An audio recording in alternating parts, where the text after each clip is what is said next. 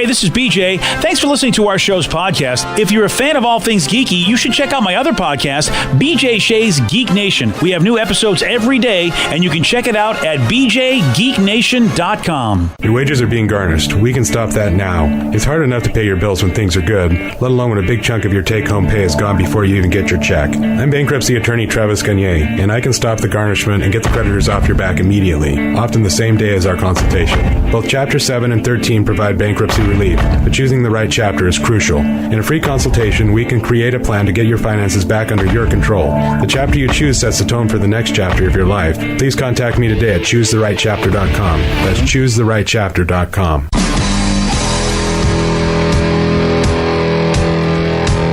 .9 KISW, the Rock of Seattle. Have you got your tickets yet for the biggest concert of the century? Arguably, actually, it could be when you think about it. Yeah, Pain in the Grass. Biggest one we've had. Huge. Huge! Tuesday, July 30th. Oh, ginormous. Yep. Wow. I guess you got 3 days, sure. You got Tuesday, July 30th, Friday, August 2nd, Saturday, August 3rd. That is ginormous. Is it because of all the bands coming, Steve? Cannot wait to see Marilyn Manson, baby. Oh, yeah. How about Disturbed?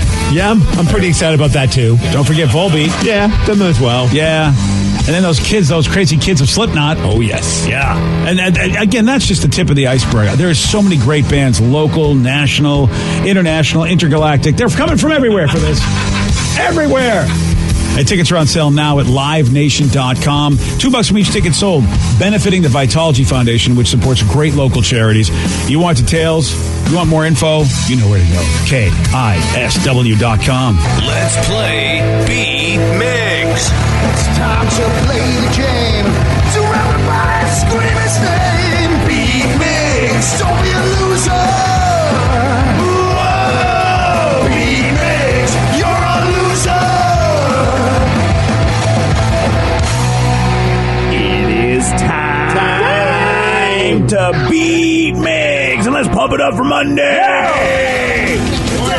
Yeah, double bass. I need some pumping, man. Excuse me? I need some pumping up. The older you get, the harder it is. That's right. That's right, buddy. Isn't that what you said? Just Mondays or everything there? Yeah. Definitely Mondays. Yeah. Well, yeah, it's like a fine wine, man. Oh, I'm sure it doesn't turn to vinegar or anything like that, right? Not at all, buddy. Let's get to our game right here. We've got Ken in Fort Lewis to take on Steve. Ken, are you there, sir? Hey, good morning. What is Ken playing for today, Steve? Up for grabs, pair of tickets to check out Beck and Cage the Elephant. They're at the Gorge on July 13th. Go to KISW.com for all the details. You want tickets? They're available now at livenation.com. All right, Steve, get out of here. Get out! All right. For those playing at home, Ken will have 60 seconds to answer 10 questions. Ken, you can pass all you want, but you'll only get 3 guesses per question. Are you ready? Yes.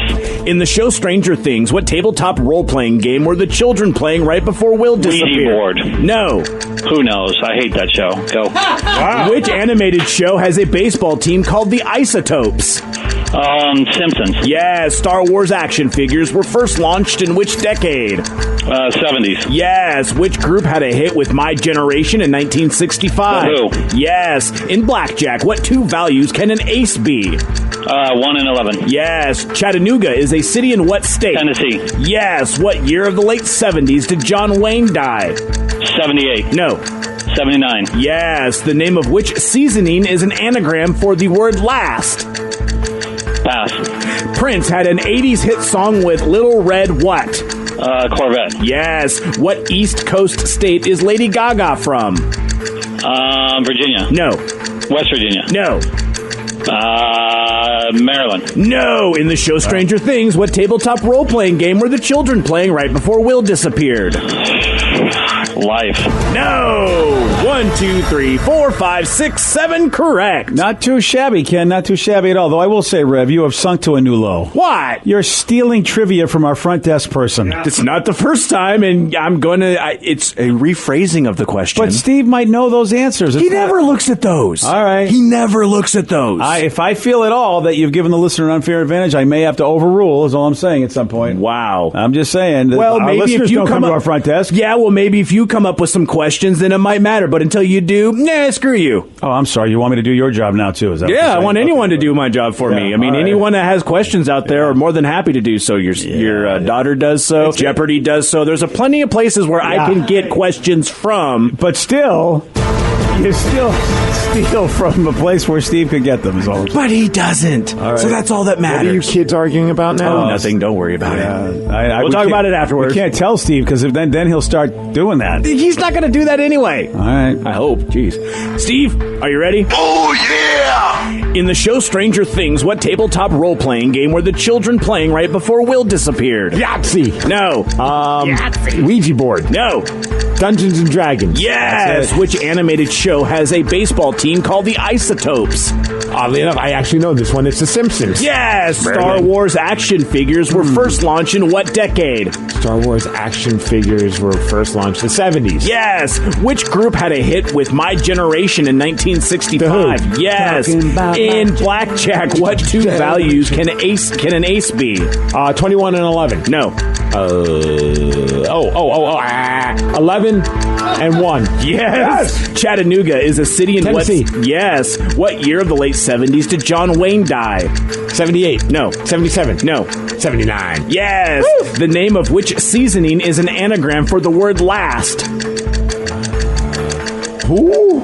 The name of which seasoning is an anagram for the Old word Bay. last? No. Salt. Yes. What? Prince had an 80s hit song, Little Red what? Corvette. Yes. And Steve, you get 9 out of 10. You win. How many did Ken get? 7. All right. If Ken got 8 out of 10, I would have given it to him. No. What's the argument? What's How do you going know about on? the isotopes, Steve? How do you know about that? I just know it from The Simpsons. All right, fair enough. It was a question that the front desk lady had. And now he's saying because it was I'm that. actually looking at those. See, right? All right, The fair only thing I enough. look at over there is what kind of candy's on the table. M&M's all the time. Yum, yum, yum. And those sweet mints. Ugh. I just want to be fair to the listeners, that's all. What did Ken, you- sorry. Oh, Ken's gone. You just gave up. Ken left Yeah. out. Oh, Ken, it was fun talking to you. Yeah. When you say role-playing game, it's too bad he didn't catch that because, the most famous He heard- role-playing game it is. He heard Stranger Things, hates the show, and didn't even give it a chance. I know, he hates the show, thinks I'm a bandwagon guy, which, he may be right about that, but Yeah, he's and wrong you were about gonna Stranger. and you were gonna give him the prize. I was, yeah. Here's your problem. Listen, I don't have to like somebody to be fair. That's what's wrong with this country, is that you got to be fair no matter you like somebody or not. That's not fair. That's a weird arbitrary rule that you came up with based That's on not judgments that fair. you have no idea It's about. not arbitrary. He just wants to do whatever he can to get under your skin. Yeah. It doesn't You matter. understand who's what you playing. just said. I want to be fair to all humans, basically, and you're going, that's not But fair you're if you want not. to be fair You to can people. say that, but you're not. You're not fair to Steve. He's not That's a a human. very good point. Steve's not a human. He's an That's amphibian. also true. One question you didn't get to that Ken missed. What East Coast state is Lady Gaga from? New York. Yeah. Damn it, I would have went 10 for 10. Almost, but you didn't quite figure out the anagram thing with last and salt. That until took a minute. I just started throwing out seasonings. Yeah, the question really has to be what do you know if what an anagram is? Well, now I do. Yeah. Congratulations. Bleh, I can't get it out, but That's what. Never mind. congratulations, Steve. You won with 9 correct. That's it, man. Caller number 9. You are a winner. Caller number 9, 206-421-ROCK. And I got his dating site called Plenty of Fish. I think you've heard of that, haven't you? Oh yes, Yes. POF. I have a couple buddies that have given very good ratings as far as it's worked well for them. Meaning that they get laid. Okay, good. Yeah. That's what I was hoping it would mean. One of them was using it as a hookup thing and then ended up dating the chick, but she turned out to be crazy, or he was also crazy, maybe. I don't know. It's kind of it takes two to tango kind of a thing. Of course. And it didn't end very well, but it definitely led to action. Yeah, well, if that's what you're looking for, I'd have to get like my own sort of action cave that can't be traced back to my real house. I said I'd have to set this all up if I was single in order to be able to, because I'm afraid of those crazy people. Yeah. I don't want them to know where I live and everything. That way, the action pad would be not where I live, so they'd never be able to find me. You'd have to bring back the old office, man. Yeah. That office that you had with the sweet pool. That was- chicks like pools. They do, and hot tubs too. Yeah, they like to get wet, so Yeah. that's the perfect thing to do. Yeah, they do. But, Plenty of Fish says there's 5 new dating terms that are starting to get thrown around. And are you ready? Yes. All right, this is way, Steve. That way you can sound hip. You can sound like you're on fleek. Sound like you're with it, baby. I have a feeling that all of these words are going to be words that you're going to use at some point on the show in the next few weeks. Oh, yeah, I like this one. Flexting. Flexting. What the hell does that mean? That means you brag a lot when you're messaging with someone before you meet them. And men are more likely to flex than women. Why can't we just say you're bragging? Like, why do we need to create a new word? Because you're bragging via text, and you're sort of flexing, hey, look at me. I love it, because, basically... I get flex and text. Yeah, DTL guys, you know what I mean? So the Down situation kind of guys... DTL? What? DTF, I'm sorry. GTL is Gym Tan Laundry. Yeah, you're right. Down to... Yeah, it is. Yeah. Down to do my Fun. laundry. Down to flex. Yeah. So the Gym Tan Laundry guys would be the guys that would flex their muscles to show you, hey, look at me, I'm swole. So if you're being swole via text, I like the flexing. I don't. No, Okay, you don't but like let's... Okay. 62% of women say they've gotten those kind of messages. Only 38% of men. Well, because men don't care. You know what I mean? Like, Yeah, we don't care about anything. Like, as long as you're talking to us, that's enough. That's all you need to do. Whereas I think men are put it in their head, and maybe it's justifiable. I don't know. I haven't been on the damn dating scene forever, but like they feel the need to brag because they think it's going to impress the woman. The woman, just by talking to the man, is impressing the man. Yeah. You know what I mean? And I don't know if women, I know that women say, don't objectify me. I think long term, yeah, you don't want a man to objectify you. Short term, I mean, look, we look at you and go, do we like what we're seeing? And if we really like what we're seeing, then everything you do is amazing. Well, I think it's also like, I think consensual objectifying is fine. You know what I mean? Oh, yeah, you got to get in writing, is what you're saying? No, I just mean that if it's somebody, like, I don't think my wife has an issue with me objectifying her when I look at her, because that's interesting. I wonder if people agree with you. Because I agree with you, but I wonder if other women agree with you on that. I think every woman wants to feel wanted by the person that they're with. I would hope. So I don't think that's a bad thing to objectify, and it's a harsh word, but you know what I mean? Like to look at her and be a sweet butt, hun, whatever it may be, that's fine because... You used to say that to me. I used to, and then I got married. I'm sorry. Whereas some guy that's working on a job site, as a woman walks by and he says sweet bun, that's kind of creepy. Agreed. Yeah. Agreed. How about this phrase cricketing, or this word cricketing? I don't even know what that means. Does that involve playing a sport that looks like baseball but isn't? Yeah. Ken, these are 5 new dating terms. Cricketing, when you go out, when you go days without responding to a text, and it's happened to 67% of people. Like crickets. Yeah. You're hearing nothing. Exactly. But I guess it's not ghosting because you're still eventually going to hear from them? I think that's it, yeah. Gosh. Yeah, it's not ghosting, it's cricketing. And speaking of ghosting, how about ghost busting? Okay, what is that? Someone stalker waiting outside your house looking through your window? Who are you going to call? This is when someone tries to ghost you, but you won't let them, and you just keep hammering them with messages until they finally respond. 38% of people say someone ghost busted them in the past. When I was a kid, that was just called being psycho. Yeah, exactly. Why aren't you responding? Why aren't you responding? Why aren't you responding? I know you. I saw that you read it. I saw that you read it. Yeah, and something. I think there's a healthy way to go. Look, I'm done. It's just not going to work out. Rather than just not show up at all. I wish we could be more. I wish we could be more adult like that. I haven't had it in the dating scene, but I have had it just in relationships where I'm doing stuff and something went wrong. And look, the Seattle way is just to ghost, as opposed to other places I've lived in the country. But I'm not a ghoster. It's like, look, I want to call it up, and even if we don't want to be involved with each other anymore, at least we resolved it like adults and didn't just ghost. But some people, and maybe it's different for relationships, obviously, than just like friendships. But sometimes, like, I'll have friends that are way too. They want to just communicate too much. And I just don't have that kind of energy. They got to know you. Don't they know you? I would hope they do. They were your buddy. I never bother you because you don't like to talk. Sometimes it's newer friends, and I eventually get to the point where I'm not trying to be a jerk. I just don't like talking. You really don't. Like, I'm not going to be the guy that's going to want to talk on the phone, so don't take it personal when I don't respond.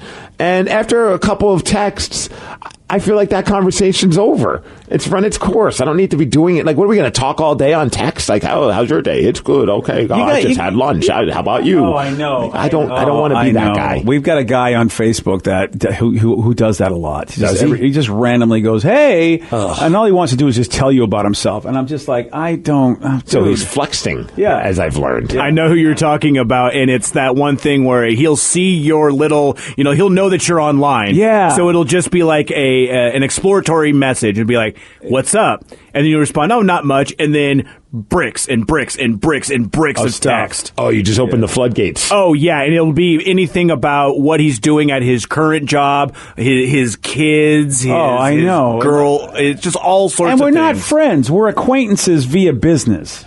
We're not friends. I don't mean to be mean, but I don't care. My favorite is when someone sends you a text and they're like, "Hey, can I ask you a question?" And I'm like, You just did. I know. I kind of want to be the douche that's like, "Well, you just did. Can I ask you another question?" You just did again. Yeah. BJ and Migs, mornings on The Rock, 99.9 KISW.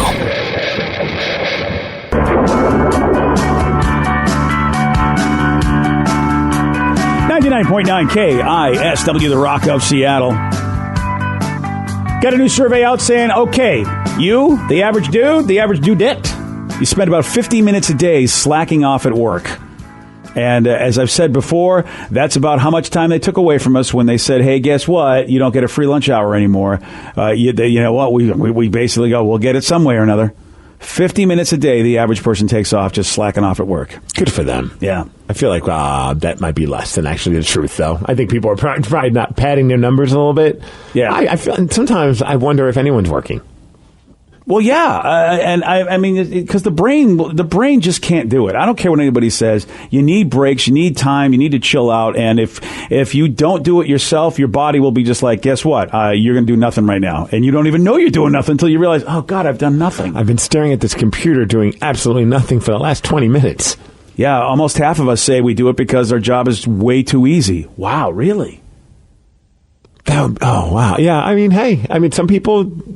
Maybe they don't have to make X amount of calls in a day, and when they get their job done, they could just sit around and play on YouTube. Wow. That'd be fun. I can't remember if I ever had a job that was that easy. Even when because when you do manual labor, and I looked at working at the supermarket as manual labor because I was always doing something. I was stocking shelves. I was sweeping floors. I didn't have time to be bored. Just like construction workers, man. Yeah. Well, I mean, that's hard. I didn't say it was hard labor. I just said it was manual labor. You're like, you're always doing something. So to me, I don't know, maybe there was some slack off time because it was easy. It was easy work. It didn't require a lot of brain power, but I mean, I was always busy. One person says, I can help raise that number. I've done a full 8 hours before. 8 hours of slacking off. That's fantastic. That's great. What a great job for you. Have.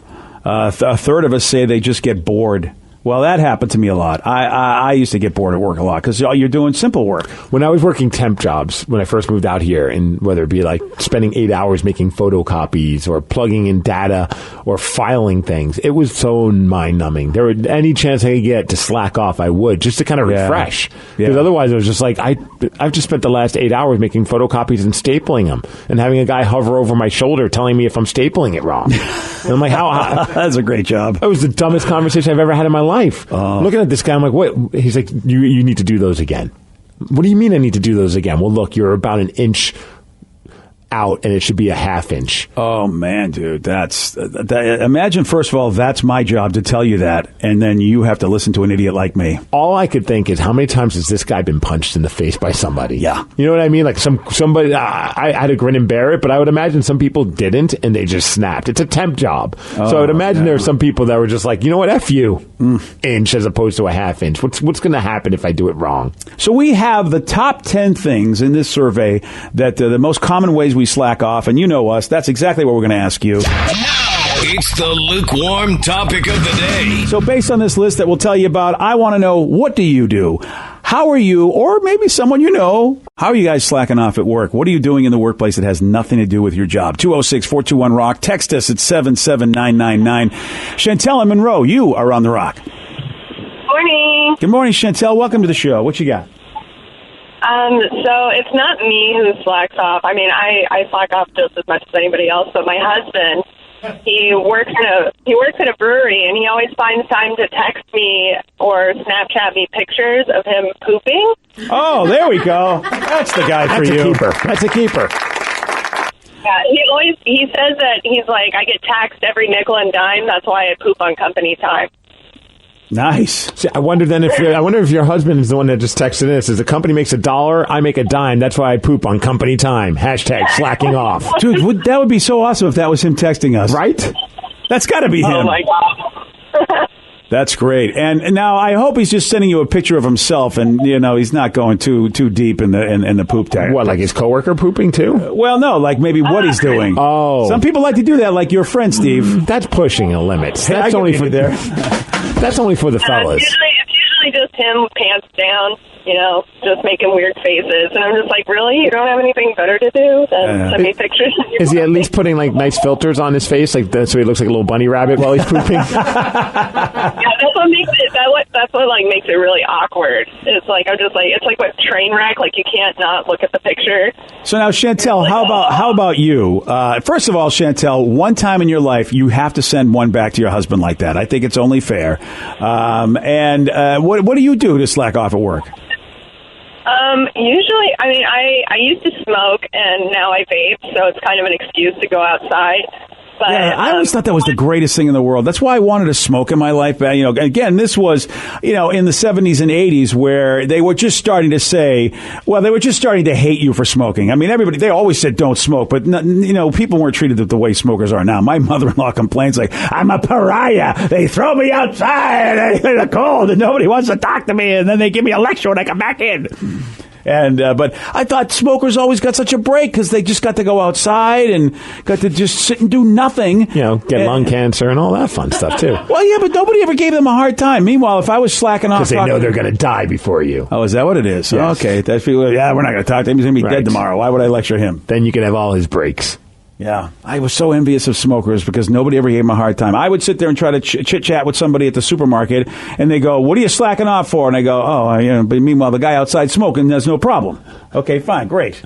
206-421-ROCK, text us at 77999. Let's go to Vince in Shelton. Vince, you're on the Rock. Hey, how you doing? Not too bad, buddy. What you got for us? All right, so years ago, I was working at a general contractor. So we did a bunch of work, and some of that entailed landscaping, mowing lawns and weed eating and all that fun stuff. There you go. Yeah, we used to, me and my buddy Chad, we used to go and there was this one job that was like 5 to 8 acres, and we had to go and mow that. Oh. And we always put it off to the last of the day, and we would go and go to the Mexican restaurant out in Centralia. And before we go there, so we'd go and get some Coronaritas and us. So we'd go there because the job was like, I don't know, 5 minutes down the road. And we were just hammered and just sitting there mowing on our big mowers. And yeah, that's how we did it. See, I love that. Could you get popped for a DUI on a lawnmower? I think so. I don't think our lines were that straight, but I don't think we cared. We have read stories. It was a crap show. I remember that some dude tried to steal a lawnmower, and he was on a chase with the cops, but he was on a lawnmower, right? And he was drunk. He did get arrested for DUI. I get that, but if you're just because look how often people are on their riding lawnmower on their own property, and more often than not, they're drinking a beer, mowing their lawn. Oh yeah. Could a cop come over and just pop you for that? Well, there's a lot of reasons. Open container, outside drinking, driving. Yeah, I would think most cops understand how mind-numbing mowing the lawn is. I would think they'd be like, I get it. I mean, you could be, but I don't think anyone's going to pop you. But, I mean, you are operating a thing that has a huge blade.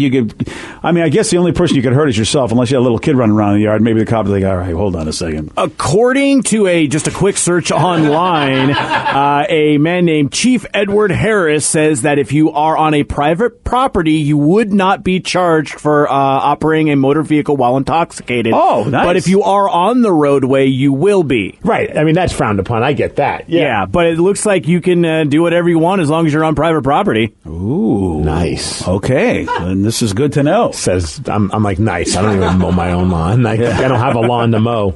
That's cool that they get to do that. You're 5 acres, you're trashed, you had some good Mexican food, you just go out there and you're just zipping around. Yeah. It's like bumper cars at that point. I mean, I think that sounds like it would be fun. A machine with giant blades on the bottom of it. What could go wrong? All right, so it's like death race bumper car. I wonder if they use like one of those standing lawnmower ones. Those look like fun. But I can't imagine they'd be fun while you're drunk. Is that like a Segway lawnmower? They kind of look like that. How do you do that? I've never heard of those. You've never seen those? They have guys that come out to our development that do all the landscaping for the properties around in our housing development, and they're on like some kind of weird standing thing that kind of just moves around. It's like it doesn't look like a Segway, but it's similar in theory that you're standing. That's cool. Yeah. Meanwhile, number 10 on this list, plan toilet breaks. It's that's what I always used to do. I always used to plan toilet breaks. Really? To take breaks, yeah. You plan it out? Because they didn't. Well, they didn't. I mean, I don't know if the plan being that you knew you were going to take them, even if you didn't have to go to the bathroom, because they didn't give you breaks anymore. Like I said, we used to get you breaks. take your pants off and sit on the toilet? Oh, yeah. Even if you don't have to go? Well, that way, if somebody sees you, you're in there. How are they going to see you? They're going to be sitting in the corner? That's you can creepy. look through those. Some of those toilet doors, the cracks are so wide because people get busted on their cell phones, and sometimes you'll get yelled at by somebody who really has to go, and they know you're on your cell phone. So those wide toilet cracks, you're a crack peeper?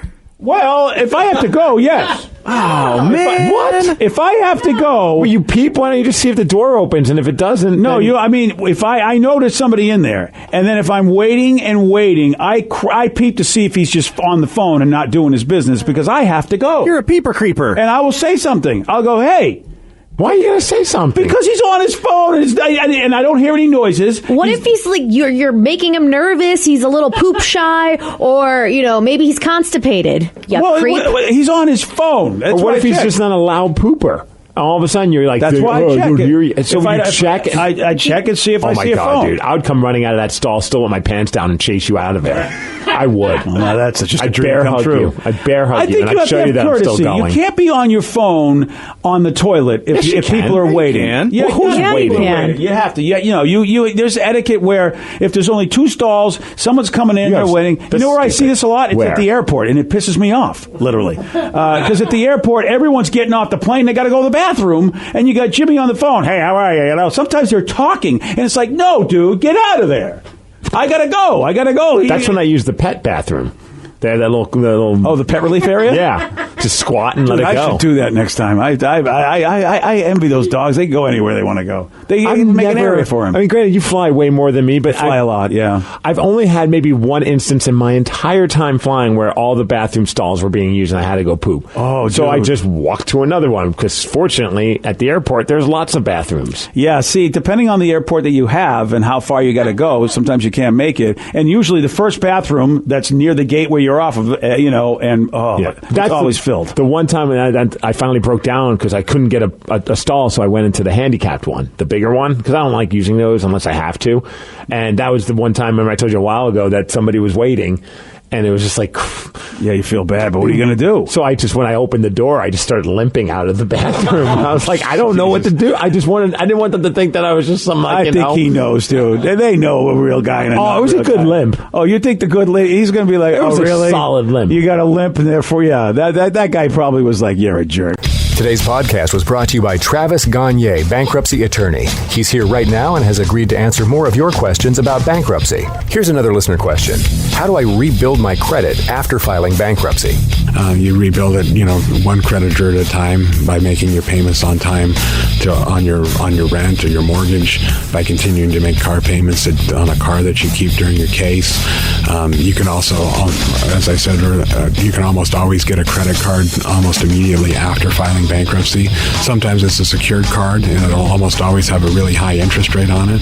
But you could get a small balance credit card and charge a tank of gas or a dinner once a month on that, and make the payment, pay it off every month, and that'll help you build a credit history one creditor at a time, and will help you rebuild your credit over time. Thanks, Travis. If you have more questions about bankruptcy, you can reach out to Travis anytime at ChooseTheRightChapter.com. That's ChooseTheRightChapter.com. Thanks for listening. Keeping up with the flood of news every single day can be quite stressful. There is climate change happening. There's the pandemic, labor movements, Nicki Minaj's cousin's friend. Hi, I am Gideon Resnick, host of Crooked Media's What a Day. Each week, Travelle Anderson, Priyanka Arabindi, Josie Duffy Rice, and I are going to break down the biggest news stories of the day in a way that hopefully doesn't always make you want to cry. New episodes of What a Day drop every weekday at 5 a.m. Eastern. Listen on Odyssey, Apple Podcasts, or wherever you get your podcasts.